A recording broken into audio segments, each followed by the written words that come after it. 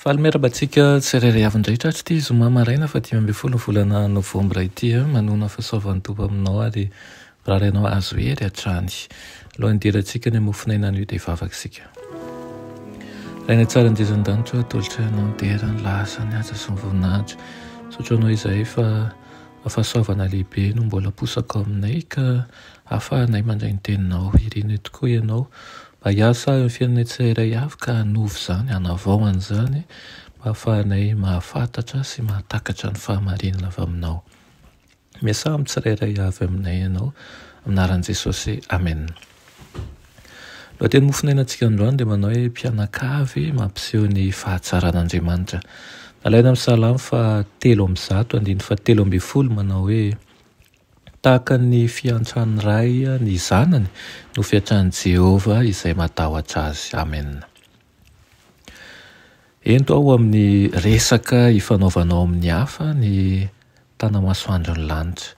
Amin'ny fanaovana teny mampahery sy manohana ny hafa no hanehoanao fa mitoetra ao amin'ny fandahanao fahamarinan'i Kristy. Mila teny mahafinaritra ny zanaka, zava-dehibe ho amin'ny fahasambaran'izy ireo ny fahatsapany ny fanekena azy. Miezaka mafy mba handresy ny fomba fiteny mivatravatra ary mikolokolo feo malefaka. Raiso ny fahatsarana hita ao amin'ireo leson'ny tenin'Andriamanitra ary kolokolo ho toy ny zava-manan-danja iankinan'ny fifaliana sy ny fahombiazan'ny fiainana-tokantranonao izany. Tsy mamirapiratra ety ivelany amin'ny fotoana manokana fotsiny ny tena fahatsara-toetra. Miseho amin'ny toe-javatra rehetra ny fahasoavan'i Kristy izay mitoetra ao amin'ny fanahy. Tokony iainan'ny fiainan'i Kristy isika na ao an-tokantrano, na any ivelany, na ao am-piangonana.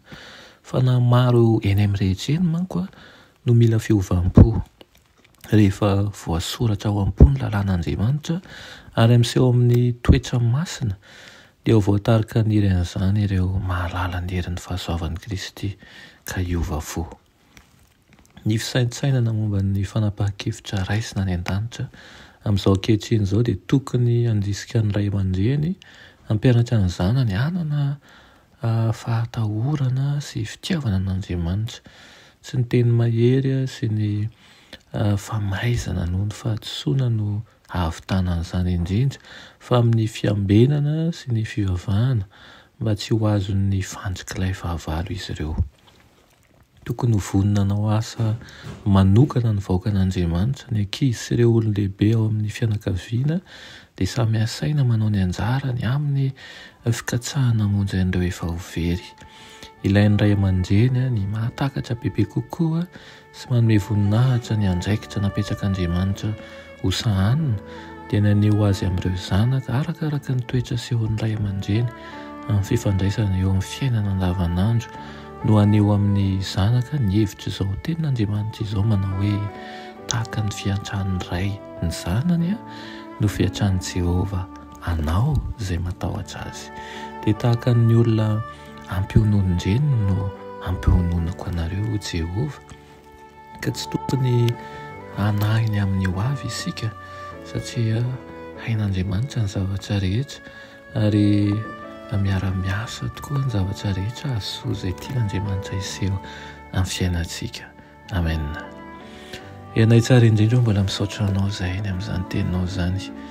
Aoka ho tanteraka aminay tokoa ny ireo teninao ireo fa ho tsapanay fa miantra ao aminay tokoa ianao tahaka ny fiantran'ny ray amin'ny zanany ary ihany koa ampionononao tokoa izay tahaka ny ampionon'ny reny ho amin'ny zanany. Aminaran'i Jesosy. Amen.